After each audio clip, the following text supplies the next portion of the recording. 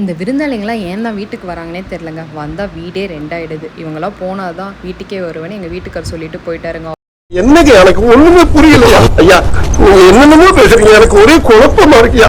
வேற யாரும் இல்லைங்க, நம்ம அண்ணன் தான் வீட்டுக்கு வந்துட்டார். நம்ம அண்ணன் வீட்டுக்கு வந்ததுனால வீடே ரெண்டாயிடுச்சு. ஸோ வீட்டை ஃபுல்லாக ஏற கட்ட ஆரம்பிச்சிட்டோம், நானும் என்னோடய மாமியாரும்.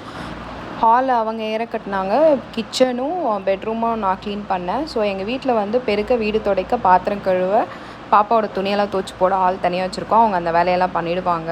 குக்கிங் வந்து நானும் என் மாமியாரும் மாற்றி மாற்றி பண்ணுவோம். யார் குக் பண்ணுறாங்களோ அவங்க இன்னொருத்தவங்க வந்து பாப்பாவை பார்த்துப்பாங்க. ஸோ எங்கள் வீட்டுக்காரும் ஈவினிங் 4 o'clock வந்துட்டாருன்னா அவரும் பார்த்துப்பார். ஸோ க்ளீனிங்லாம் பண்ணிகிட்டே லாஸ்ட்டாக முடிக்கிறப்ப எங்கள் வீட்டுக்காரும் வந்து ஆஃபீஸ்லேருந்து வந்துட்டார்.